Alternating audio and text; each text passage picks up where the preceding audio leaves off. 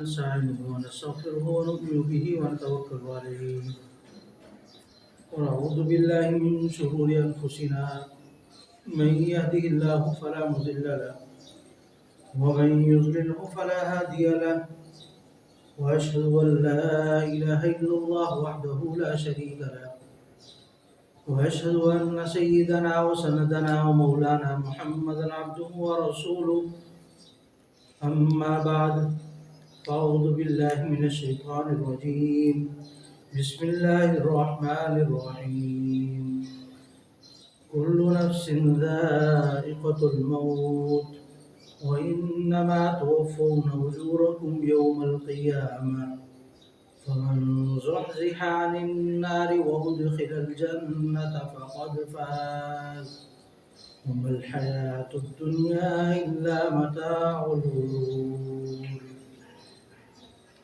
وعن عبد الله بن عمر رضي الله عنه قال رسول الله صلى الله عليه وسلم كن في الدنيا كأنك غريب أو عابر سبيل. صدق الله العظيم وصدق رسوله النبي الكريم ونحن على ذلك لمن الشاهدين والشاكرين والحمد لله رب العالمين. میرے بھائیو، دوستوں، بزرگوں،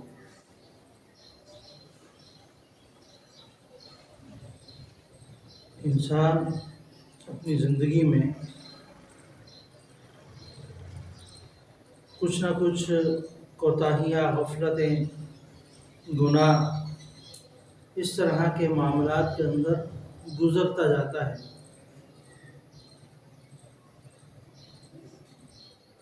لیکن خطرہ اس وقت زیادہ ہو جاتا ہے جب ان معاملات کے ساتھ وہ پھر توبہ کی طرف نہیں آتا یا ان معاملات کے اندر آخرت کے بجائے دنیا کو زیادہ ترجیح دینے لگتا ہے. دنیا کو اس اعتبار سے ترجیح زیادہ دینے لگتا ہے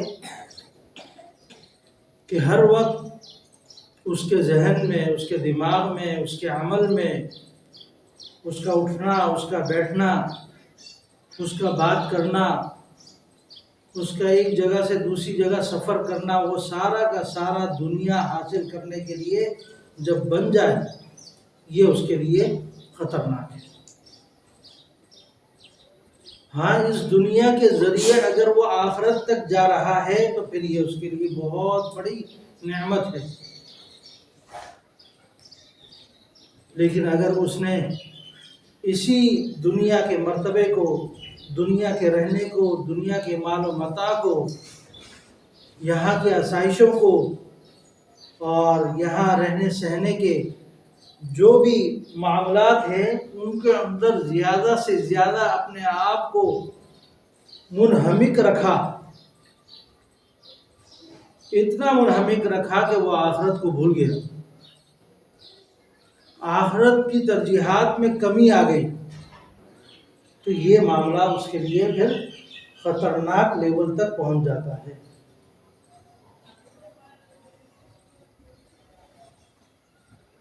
کیوں؟ اس کی محبت، اس کا دل، اس کا لگاؤ سارا کا سارا پھر دنیا کی طرف چلا جاتا ہے. حضرت عبداللہ ابن عمر رضی اللہ تعالیٰ عنہ ایک بہت بڑے جلیل القدر صحابی ہیں.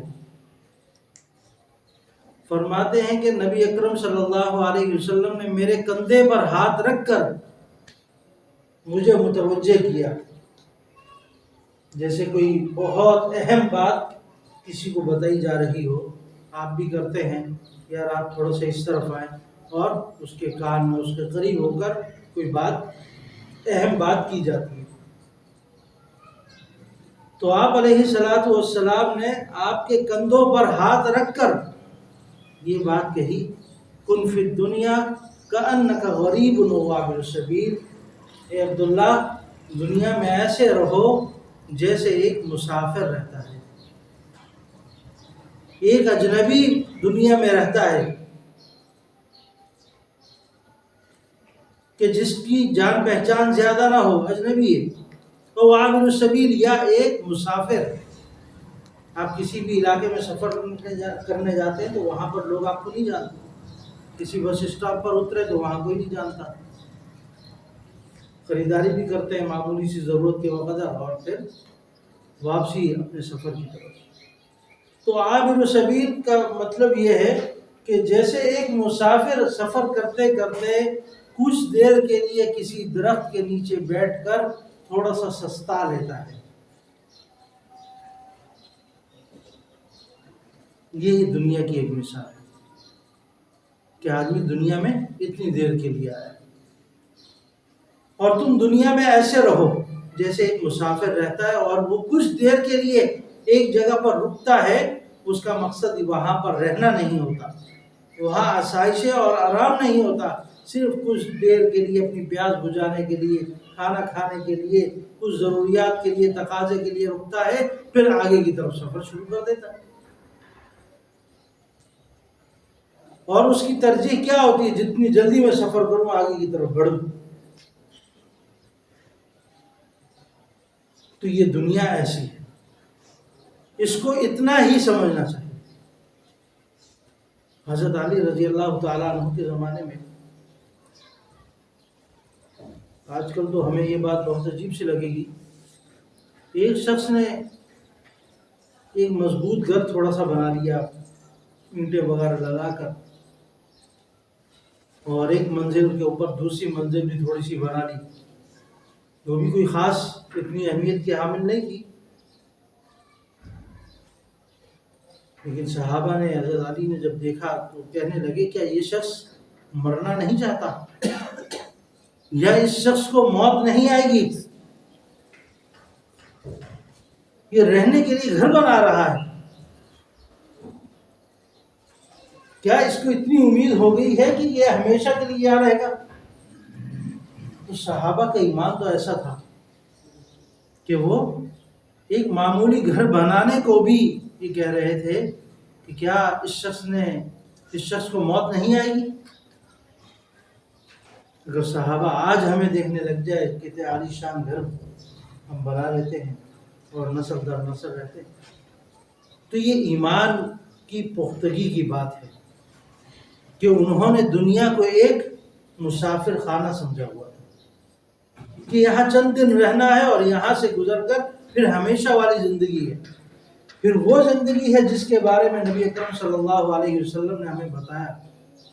پھر وہ زندگی ہے جہاں اللہ رب العزت کی جنتیں ہیں، جہاں انسان نے ہمیشہ کے لیے رہنا ہے. یہ تو ایک مسافر خانہ ہے، لیکن آج ہم اس دنیا کے لیے سب کچھ کر رہے ہیں اور آخرت کے لیے ہمارے علم میں بھی نہیں ہوتا.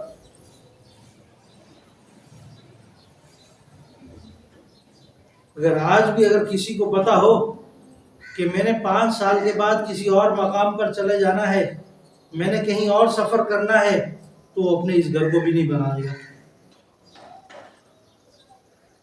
لیکن اللہ رب العزت نے اس چیز کو چھپا کر رکھا ہے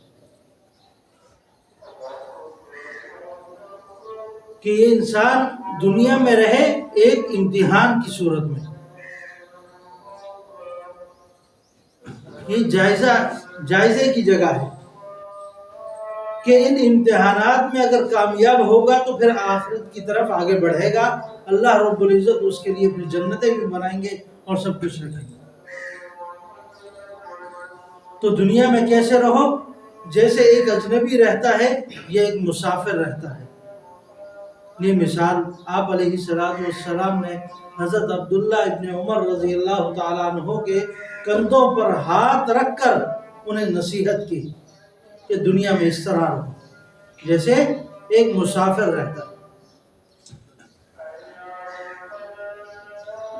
آج ہم اس چیز کو بہت زیادہ بھلاتے جا رہے ہیں، اور یہی وجہ ہے کہ ہماری مساجد سے اب وہ رونقیں ختم ہوتی جا رہی ہیں جو آج سے کچھ عرصہ پہلے یا کچھ سال پہلے ہوا کرتی تھی.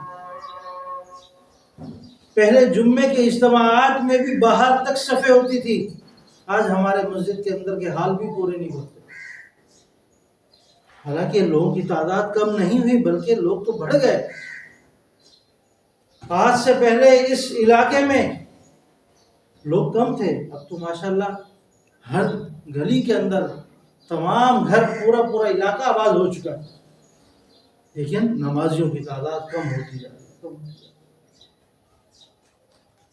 تو اپنی دنیا کو بنانے میں ہم اتنے منہمک ہو گئے ہیں کہ ہمیں آخرت کا علم تک نہیں رہا کہ وہ ہمیشہ والی زندگی ہمارے انتظار میں ہے، جہاں ہم نے ہمیشہ کے لیے جانا ہے۔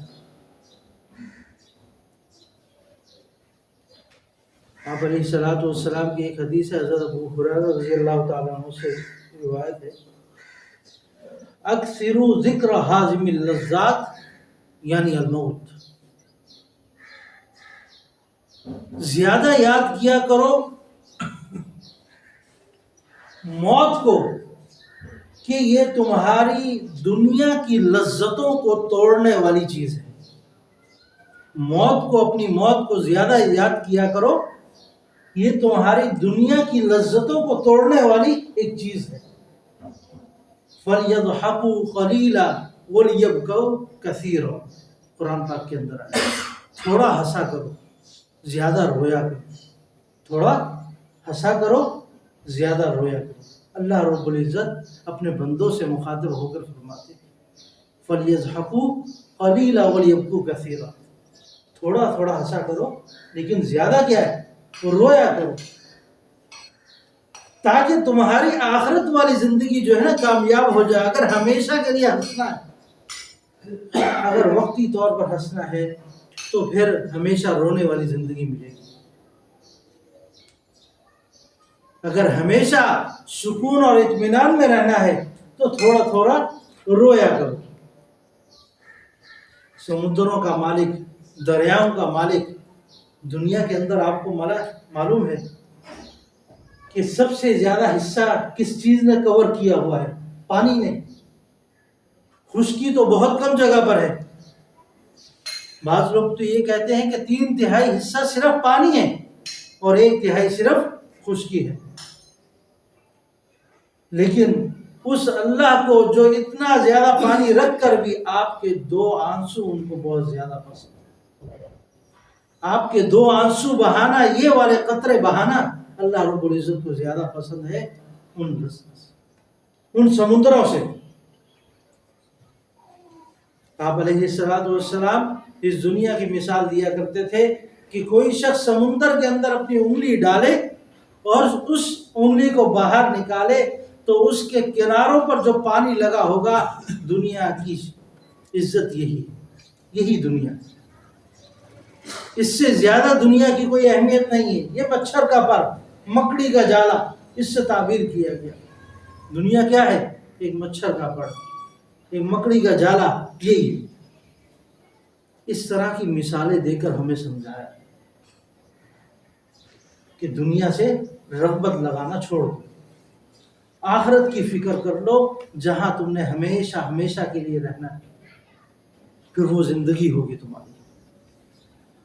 مکہ مکرمہ میں عبید ابن عمیر رضی اللہ تابعی ہیں، ثقہ تابعی ہیں، حضرت امام احمد بن حنبل رحمۃ اللہ علیہ نے بھی اس واقعے کو ذکر کیا کہ مکہ مکرمہ میں ایک عورت تھی، شادی شدہ تھی، لیکن تھی بہت خوبصورت، جس طرح بعض لوگوں کو اللہ رب العزت حسن بہت زیادہ دیتے ہیں، تو اس طرح تھی بہت خوبصورت، لیکن تھوڑی سی بھٹکی ہوئی تھی، راہ راست پر نہیں تھی، ایمان تھا لیکن اس کیفیت کا نہیں تھا جیسا ہونا چاہیے۔ تو اس کو اپنے حسن پر بہت زیادہ گھمنڈ تھا، اپنے شوہر سے کہنے لگی کیا کوئی ایسا شخص بھی دنیا میں ہوگا جو میرے حسن پر فریفتہ نہ ہو سکے، جو میرے حسن کو دیکھ کر مجھ پر مر مٹنے کے لیے تیار نہ ہو؟ کوئی ایسا ہوگا؟ بعض چیزیں جب انسان کے اندر ہوتی ہیں تو اس کو پتہ چلتا ہے کہ یہ خوبی میرے اندر ہے، کیونکہ اس نے اس بارے میں کئی لوگوں سے سنا بھی ہوتا ہے اور اس کو خود بھی نظر آ رہا ہوتا ہے۔ تو اپنے شوہر سے کہا کہ کوئی ایسا شخص بھی ہوگا آپ کی نظر میں کہ جو میری محبت میں گرفتار نہ ہو؟ ان کے شوہر نے کہا بالکل ہے، عبید ابن عمیر جو تابعی ہیں، میں سمجھتا ہوں کہ یہ شخص ایسا ہے کہ یہ تمہارے شکنجے میں نہیں آ سکتا۔ اس نے اجازت چاہی اپنے شوہر سے کہ مجھے اجازت دیں، میں اپنی زلفیں دکھاؤں گی، پھر دیکھتی ہوں یہ کتنے پانی میں ہے۔ شوہر نے کہا ٹھیک ہے، اجازت ہے، چلی جاؤ۔ اب یہ وہ عورت ہے جس کو گھمنڈ ہے، اور وہ سمجھی بھی جاتی تھی پورے مکہ میں کہ یہ سب سے زیادہ خوبصورت ہے۔ ایسی عورت اگر کسی میں گلی میں کسی کو مل جائے تو وہ بڑا خوش ہوتا ہے، اس کو 3 دن نیند بھی نہیں آتی کہ اس نے مجھ سے سلام کر لی۔ تو وہ ان کے پاس پہنچ جاتی ہے، جا کے کہتی ہے مجھے تنہائی میں آپ سے ایک بات کرنی ہے۔ تو حضرت کہتے ہیں ٹھیک ہے، مکہ مسجد حرام کے کسی کونے میں کی طرف چلے جاتے ہیں، وہاں جا کر جیسے ہی پہنچتے ہیں یہ اپنا نقاب ہٹا دیتی ہے۔ ان کی ایک نظر پڑی، اس کے بعد انہوں نے نظر پھیر لی کہ بدبخت کیا کر رہی، کیا ہو گیا تجھے؟ پھر تھوڑا سا اور اشارے کیے کہ اپنی طرف لانے کے لیے۔ حضرت سمجھ گئے کہ یہ کوئی مجھے گناہ میں گرفتار کرنا چاہتی ہے۔ کہنے لگے میں 3-4 سوال کروں گا، اگر تم نے مجھے صحیح جواب دے دیا یا ان کے جواب اگر تمہارے پاس ہوئے تو پھر ٹھیک ہے، پھر آگے بات چلائیں گے۔ حضرت نے سوال کیا کہ اگر تمہیں پتہ ہو کہ اگلے لمحے ملک الموت پہنچنے والا ہے اور تمہاری روح قبض کرنے والا ہے، تم اس حالت میں اس گناہ کی طرف آؤ گی؟ کہنے لگی نہیں۔ تمہیں اگر پتہ ہو کہ پل صراط پر مجھے جانا ہے، آخرت میں پل صراط پر مجھے جانا ہے، اور اس لمحے تم اس گناہ کی طرف آؤ گی؟ کہنے لگی نہیں۔ کہنے لگے آخری سوال میں کرتا ہوں، تمہیں جواب مل جائے گا کہ اگر قیامت کے دن اللہ رب العزت تمہارے نامہ اعمال کو تولنے کے بعد تمہاری نیکیاں زیادہ ہوں گی یا گناہ زیادہ ہوں گے اور اس کا فیصلہ ہونے والا ہو، کیا تم اس وقت اس گناہ کی طرف آؤ گی؟ کہنے لگی نہیں۔ اس کے بعد ایک اور سوال رکھا کہ تمہارے سیدھے ہاتھ میں اعمال نامہ پیش کیا جائے گا یا الٹے ہاتھ میں، اور اس لمحے تم اس گناہ کی طرف آؤ گی؟ کہنے لگی نہیں۔ جب اللہ رب العزت کسی کی حالت کو بدلنا چاہے تو کچھ اس طرح کے اسباب بھی بنا دیتا ہے کہ بندہ گناہ کی طرف جا رہا ہے لیکن اللہ رب العزت اسے ہدایت دے۔ یہ 3-4 سوال کیے اور اسے کہا کہ تم جا سکتی ہو، تم میرے لیے نہیں۔ اور وہ عورت واپس گھر آئی اور اس کی کیفیت بدل چکی تھی اور کہنے لگی جب مرد لوگ اتنی زیادہ عبادت کر سکتے ہیں تو عورتیں کیوں نہیں عبادت کر سکتی؟